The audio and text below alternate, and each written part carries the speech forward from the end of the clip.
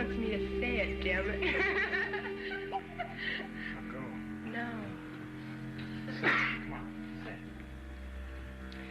Because these guys aren't just doing a regular film. They're doing it for you because it's your idea. So? Because you're somebody that knows about stuff like this. And you can sit down and talk to me about it, and that's beautiful. I'm glad that you're doing it. Just hope you get the right stuff out of it for people.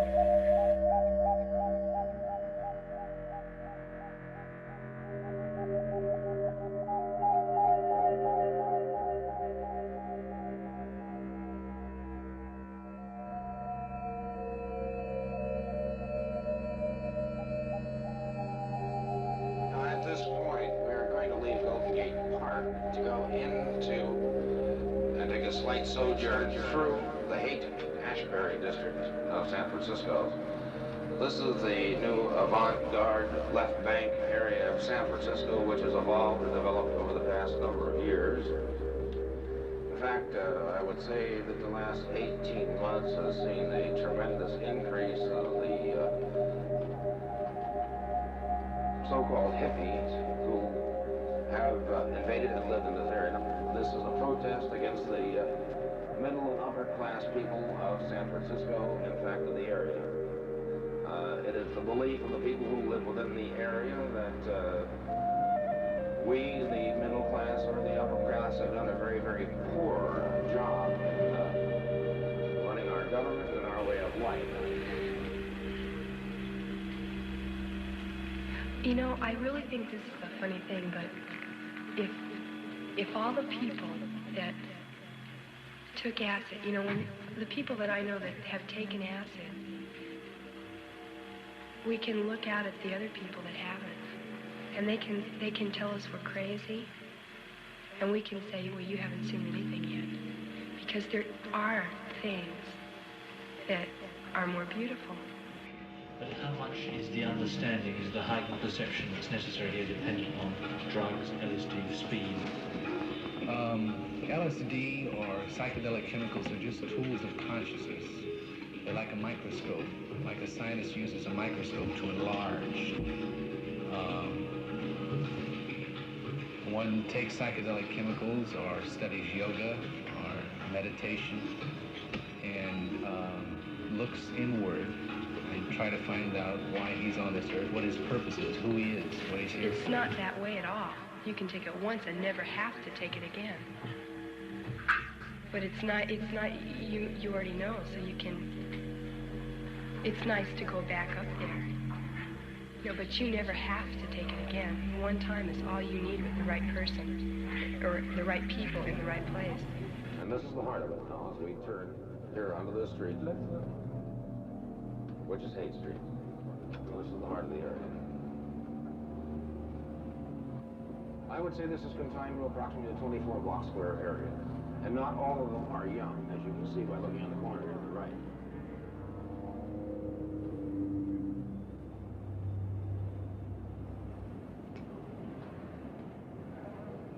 Print Mint, the psychedelic bookshop. The psychedelic shop on Haight Street is the shrine of the hippie movement. Started just over a year ago, it spreads the gospel of a dreamy new utopia based on brotherhood and love and LSD. Ron Thielen, the owner, says LSD has, in hippie language, turned him on, made him aware of the insanity of modern society. He wants to drop out, get back to the simple tribal life of the American Indian. American Indian beads, brooches, along with Hindu and Buddhist charms, serve as tribal badges for hippies. The American Indians are the oldest users of LSD in the world. They've used psychedelic drugs like peyote in their religious ceremonies for hundreds of years. So many hippies see themselves as reincarnated Indians.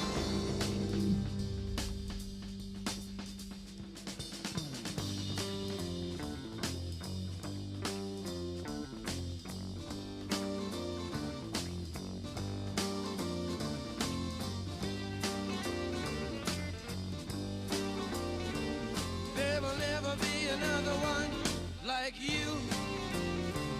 There will never be another one who can do the things you do. Oh, will you give another chance?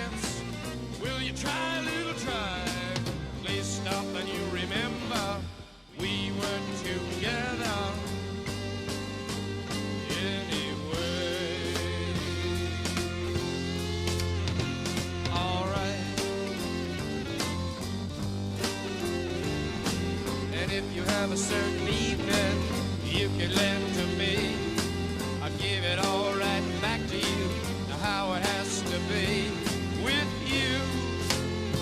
I know your moves and your mind and your mind and your mind and your mind and your mind and your mind and your mind.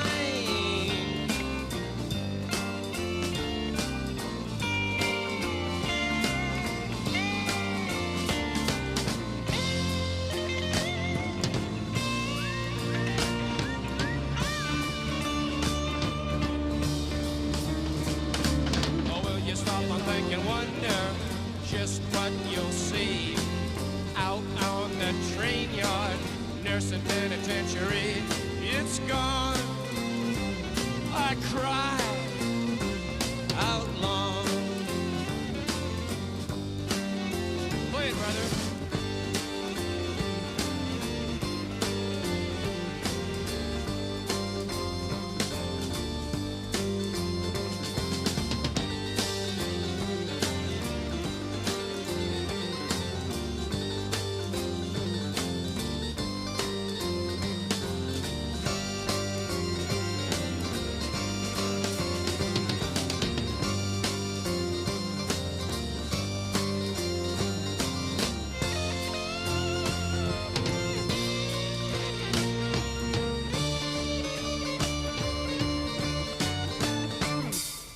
Did you stop to consider how it will feel?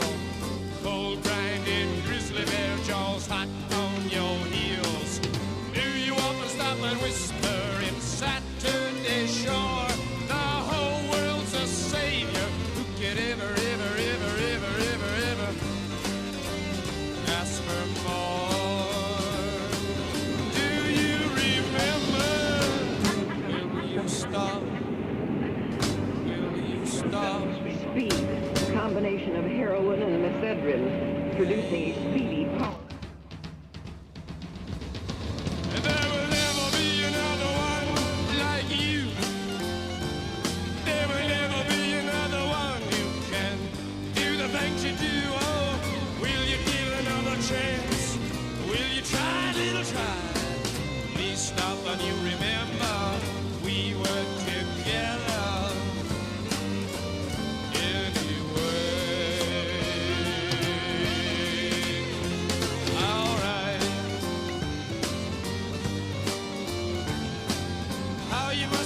And wonder how I must feel out on the meadows while you roam the field. I'm alone for you, and I cry.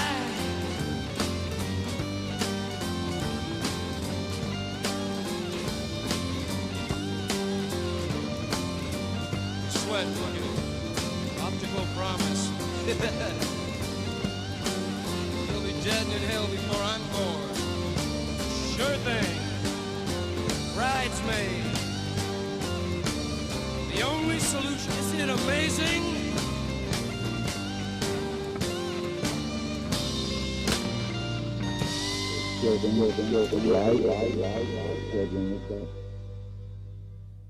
I know you don't understand. The street of the hippies has become a multicolored carnival where anything goes. 8,000 hippies have invaded Haight-Ashbury in the past year. Maybe 3/4 use drugs regularly. Tablets for a trip cost about 25 shillings, and they're all too easy to get. Arrests for drug taking in Haight-Ashbury have trebled over the past year, though the police plan is not to harass the hippies too much in case they move to other areas. They want to keep them in one easily controllable district. The mayor of San Francisco has already warned against a summer invasion of Haight-Ashbury by 100,000 hippies from all over America and has stepped up police patrols in the area. But there's little lawlessness among the hippies of Haight-Ashbury. Love is their gospel, and they're even hoping to change Haight Street's name to Love Street. Love is everywhere, stimulated and heightened by doses of LSD, which create a climate of happiness and fellow feeling.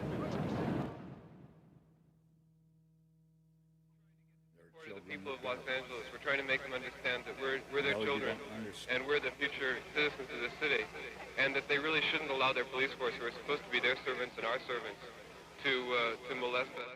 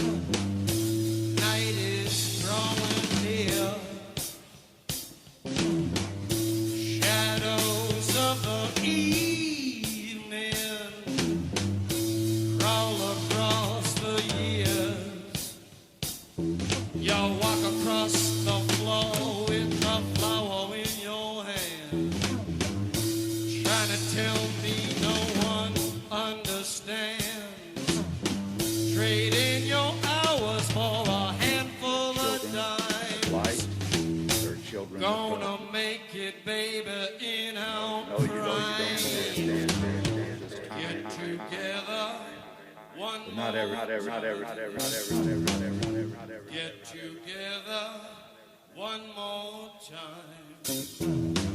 Let's get together one more time. Get together one more.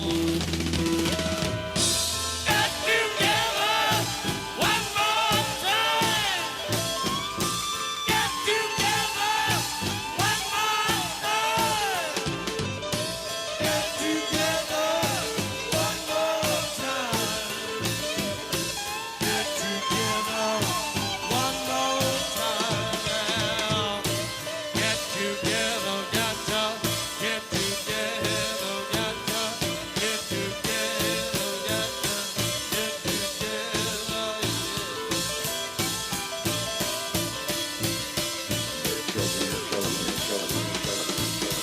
No, you don't time. But not everyone on this planet is God's seed, folks.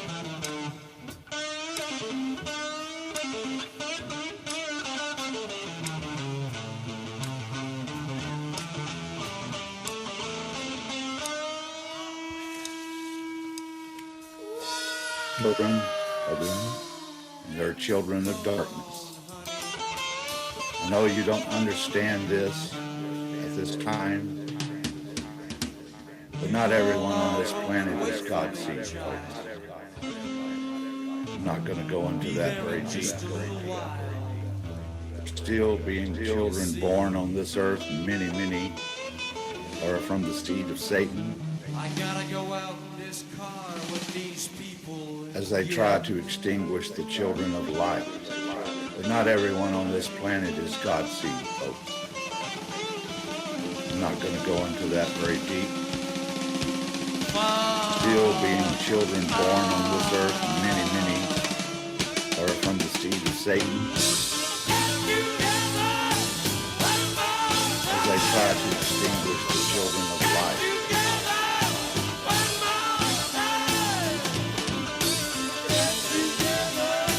One more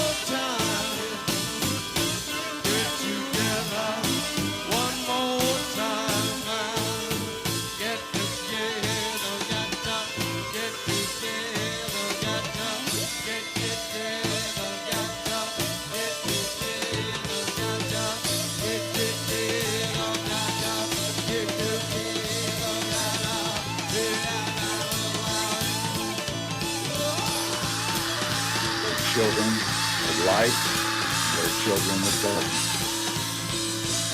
No, you don't understand this at this time, but not everyone on this planet is God's seed, folks. I'm not going to go into that very deep. We're still being children born on this earth, and many are from the seed of Satan. As they try to extinguish the children of light. But not everyone on this planet is God's seed, folks. I'm not going to go into that very deep. We're still being children born on this earth, and many are from the seed of Satan. As they try to extinguish the children of light.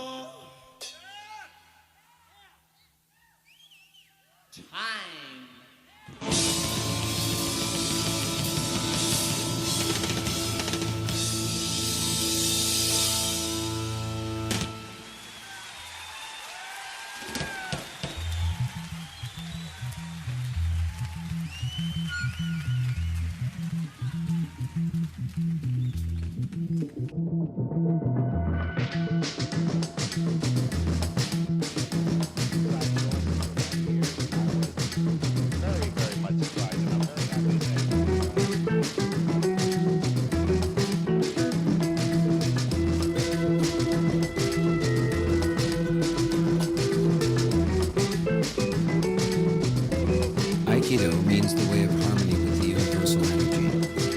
Aikido allows you to use the energies or forces of any situation to create innovative solutions through the power of harmony. The same principles that make Aikido so effective in a physical dimension. Aikido was founded in 20th century Japan by Morihei Ueshiba, called O-Sensei, a great teacher. Though he was a fearless martial artist, he called his art the art of peace. In our metaphor, the attack represents the energy of change, of any pressure, challenge, or situation that arises.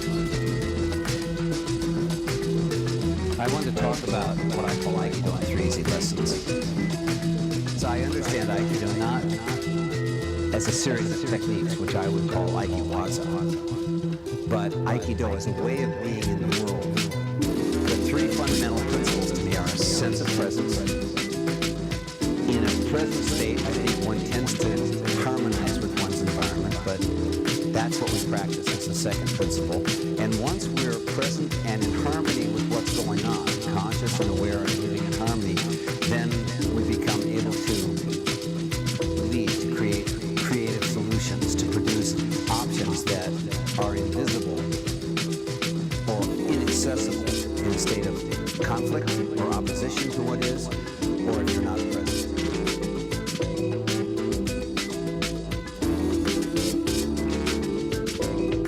Once you're in a harmonious relationship, you can lead them into, in our lineage here, we're going to probably be doing Aikido techniques. So I'm in such a way, well, somebody sees an Aikido technique happen. I'd say I move in such a way that we can start to look at different possibilities in our business strategy, in our relationship, in our parenting.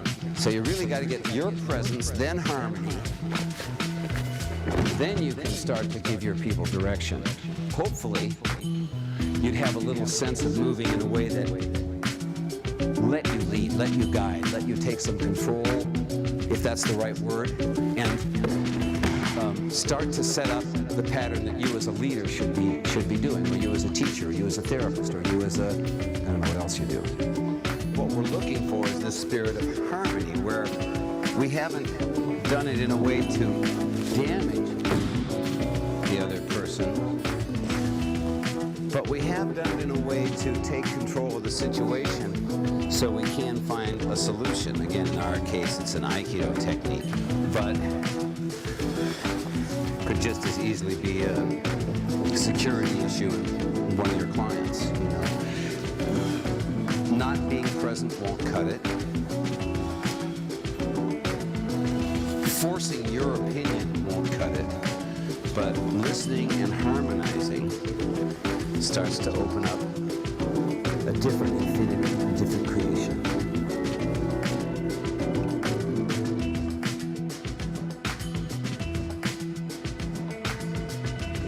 That puts you on the verge of collapse physically. Okay? And when he came out of that long fast, the devil hit him. One of the first things he said was, turn these stones into bread. Show your power. You got it, boy. Show it. For what? So you can eat. There was a nasty dig hidden in that. God hasn't been fair. He's overlooked your need for physical power and physical sustenance, and you're going to have to do something about it. Reach out, turn these stones into bread, and feed yourself lest you die and miss out on the mission God's called you to. God is unconcerned about your physical well-being, therefore he let you starve almost to death. Now that was hidden in there, you probably never noticed it, but it's there. That's the hooker in that thing about and also the appeal, do this, use your power that God has given you for yourself. See, a lot of people go astray on that. Use the power God has given you for yourself. And Jesus wouldn't do it. He wouldn't do it. The appeal, it came at him from the physical side first. And Jesus said, well, man shall not live by bread alone. That's not the most important thing, fella. I'm living on spiritual things. He said, oh, you want to get spiritual? Okay. And by Satan's power, he picked Jesus up. Don't underestimate Satan. He swept them both up to the pinnacle of the temple. Now, the temple was 80 feet above the courtyard, and that temple was several stories high. So that put them way up in the air. Now, those years prostrate, praying for God to send Messiah. This was their custom. Now, he says, cast yourself off and come floating down the middle, because it is written. You want something's written, okay, it is written. They'll bear you up in their hands, lest you dash your foot upon a stone. Isn't that neat? I know scripture too, he said. You want to be scriptural about it? Okay, we'll make it scriptural. Jump off, and his angels will catch you. And the implication is, you come floating down in the midst as a full-grown man. They've been praying for Messiah. Here he is. He said, here I am. And they'll accept you. And you can do what God has told you to do. You'll be accepted as the Messiah. Shortcut. Cut the cross out. Did you know a lot of people have fallen from that garden? God speaks to them, gives them a vision, and they're really walking in that thing. And then the devil comes in and says, here, you've been thinking about going at it the hard way. Here, let me show you an easy way. This is the easy way to get the job done. It'll get the job. Isn't the main thing getting the job done? Doesn't matter how you get it done, as long as it's done, does it? And so he gives a shortcut, which leaves out the cross. And the tragedy of our day is that many of the churches have left out the cross. Not only, I'm not talking just about salvation, I'm talking about the Christian life. They have told people, here we are, we've got to do this glorious thing. How are we going to do it? Well, we're certainly not going to sacrifice and scrimp and save and pinch pennies and learn to manage money, and we're not going to have to be faithful stewards and all that old stuff. Kids, when I teach in school, kids used to come up and say, Mr. Ward, do we have to do this old stuff? I said, I have news for you. We don't have any stuff. That's what's put in a turkey. But you know, that's the way the devil comes. He says, you don't have to fool with all this old-timey stuff. And forget it. All you have to do, speak, and $1 million comes fluttering down. And you say, hooray, hooray. Let's build the building. Let's go. Let's do. And people, that's being taught on radio, TV, all across the land. People, you say, but what? I don't understand. It seems to be working. Well, it depends on what you're looking for. If you're looking for buildings and a great Hollywood evangelistic suite and an impressive fanfare and bands and people dancing and jumping all over the place, with flashing lights, flashing lights, flashing lights, and things.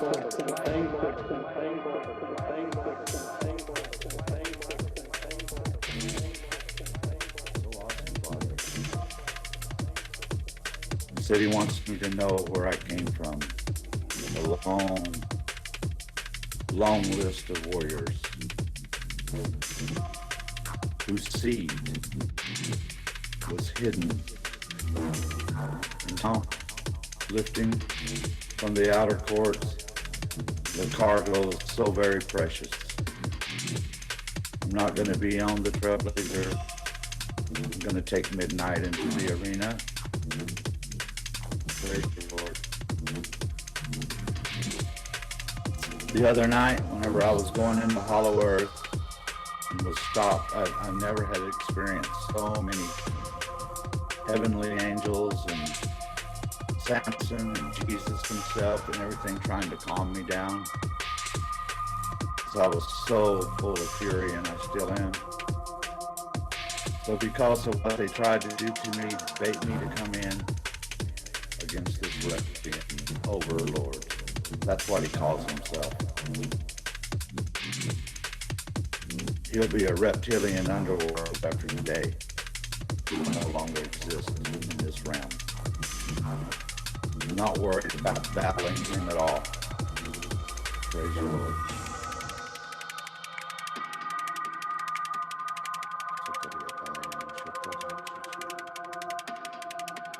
I'm talking to Jesus now in the outer courts. It's just he and I. It's all I can do not to wrap my arms around him and just love on him, but I'm addressing him in the heavenly language, and he is addressing me. Praise you, Lord.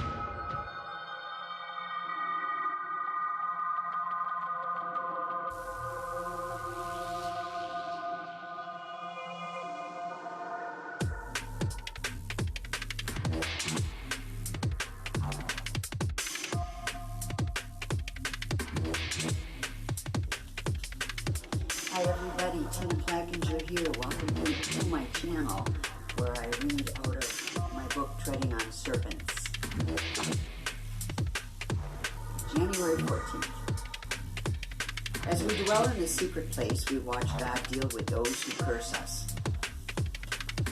By the way, this is take 5 for a 4-minute video. We tend to make swift transitions in our moods. We can be up one minute and down the next. Our reality can sometimes cause our disposition to change in a New York minute. We can go along thinking everything is okay, and then suddenly face the ugly reality of being gang-stalked. Or we get zapped with beams of energy that unexpectedly change our attitude. There is nothing we can do about the fact that we face an army of haters, even while we are isolated. We know they are secretly working together to destroy us, yet we cannot seem to put together a proper line of defense. Some of us get verbally attacked in public by what's called directed conversation, where 2 or more gang stalkers engage in a conversation near us and talk loudly about our private life. God forbid you have diarrhea that morning. I'm serious. Certainly, we conclude they must have a hearing device in our home. These things can be overwhelming as we take apart the back of a television looking for a bug. Been there a couple of times. We try accepting the fact that we cannot change some things without driving ourselves completely nuts. In most cases, we learn to be quiet. We begin by not having personal conversations in our home. How sad is that? If we want to buy a product, we do it quickly and quietly. We do not talk about it for 2 weeks, giving them an opportunity to botch it up in some way. We notice these small behavioral changes begin to transition us out of their reach for brief periods of time. We begin to experience a few victories in areas that used to be hopeless. We could not even order a pair of prescription eyeglasses without them mysteriously disappearing in the lab. After years of constant defeat, we find that having just a couple victories can empower us. Our journey of 1,000 miles begins with our first step of silence. Today's affirmation: my life is built on layers of small, everyday accomplishments. Stay in the fight. Live one day at a time. Focus on Jesus. Yesterday is gone. Tomorrow's not here. Don't worry about it. Make it through this day without hurting yourself or anyone else. God bless you. Thank you for joining me.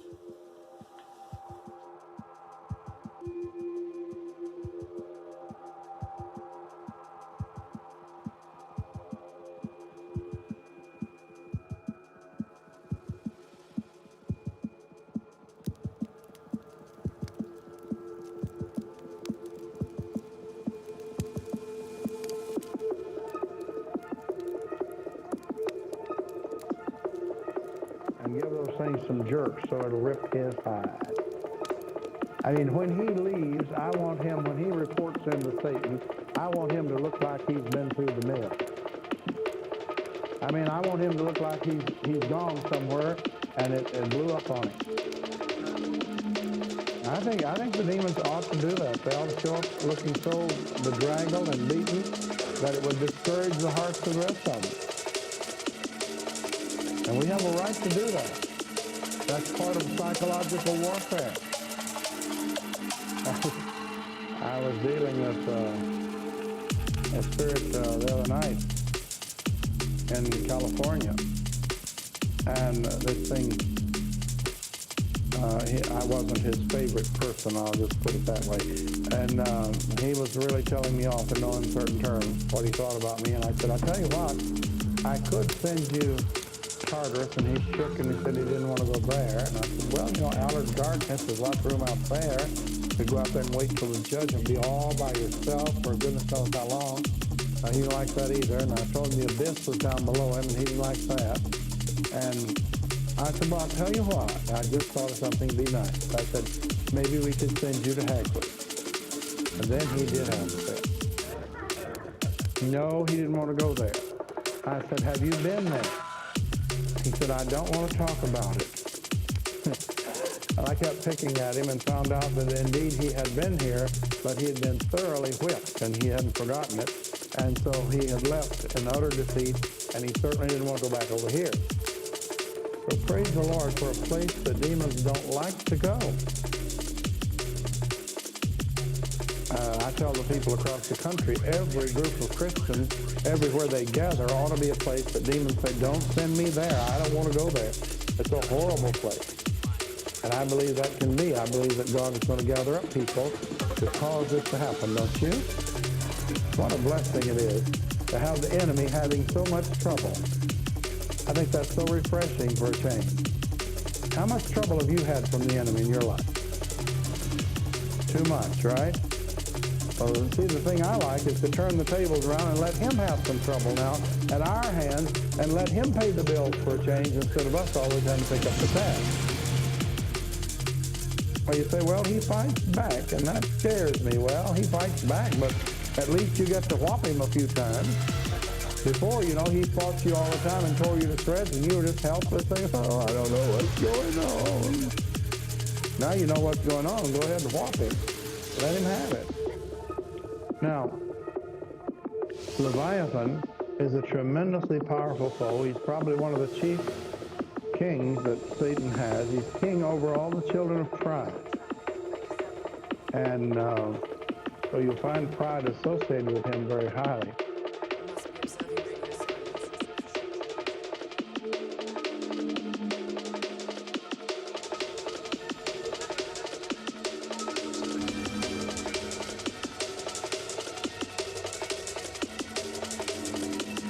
Please catch up. Go and listen to that message. Read Philippians, it's talking about the Spirit. Neville brought that back out today in me. Guys, everything in the New Testament after the Gospels, and even Jesus is talking about the kingdom of the Spirit.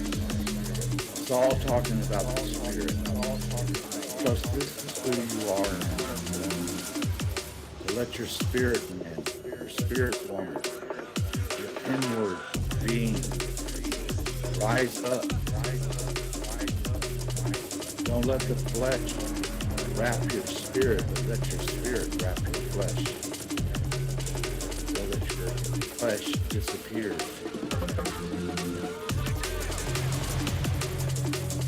It's going to make us immortal, folks. It's going to make us immortal. We will chase after him. It's his promise in his spirit.